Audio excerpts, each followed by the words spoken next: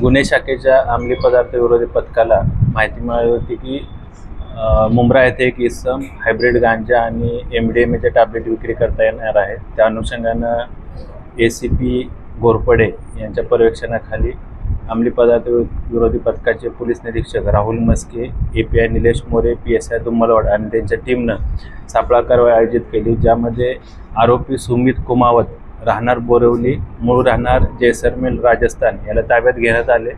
त्याच्याकडून एकूण 2 kilo 374 gram hybrid गांजा जप्त करण्यात आला। त्याचबरोबर 19 MDMAचे टॅबलेट असा एकूण 2 कोटी 38 लाखाचा मुद्देमाल जप्त करण्यात आलेला आहे। आरोपीला अटक करून मान्य न्यायालयाने त्याला 4 तारखेपर्यंत 4 सप्टेंबरपर्यंत पोलीस कोठडीत रिमांड दिलेला आहे।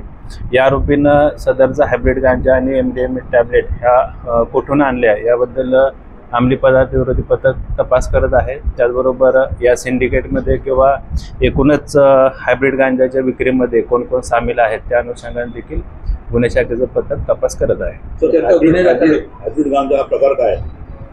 हायब्रिड गांजा हा गांजामध्ये काय प्रोसेसिंग करून किंवा काय प्रक्रिया करून तो बनवला जातो, जेणेकरून त्याचा कमी वास यावा आणि नशा केल्यानंतर त्याचे काय लक्षणं दिसून आहेत त्या अनुषंगाने तो हायब्रिड गांजा तयार केला जातो। तो परदेशातून आणलाय का? त्याचा तपास सुरू आहे। आता त्यानं कुठून आणला, काय आणला, कसं। आरोपी सुमित कुमावत हा मूळ राहणार जैसलमेर राजस्थानचा आहे। सध्या तो बोरिवली येथे राहतो। मुंबई परिसरातले काही ड्रग पेडलर आहेत किंवा ड्रग्सची खरेदी विक्री करणारे काही आरोपी आहेत रेकॉर्डवरचे, त्यांच्या तो संपर्कात असल्याचं तपासामध्ये निष्पन्न झालेलं आहे।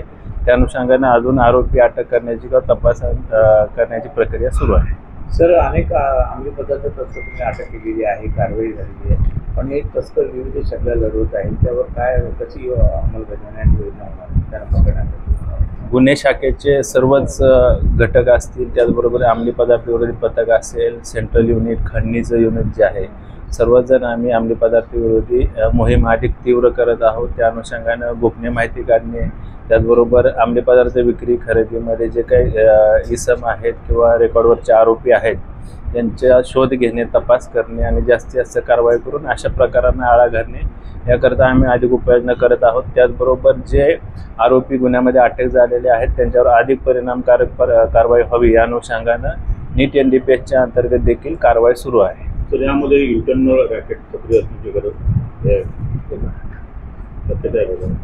यामध्ये अजून काही ड्रग पेडलर सामील आहेत। या आरोपी सुमित कुमार याच्या संपर्कामध्ये मुंबईमधील काय ड्रग पेडलर त्याच्या संपर्कात असल्याचं तपासात निष्पन्न झालेलं आहे। त्या अनुषंगाने देखील तपास सुरू आहे।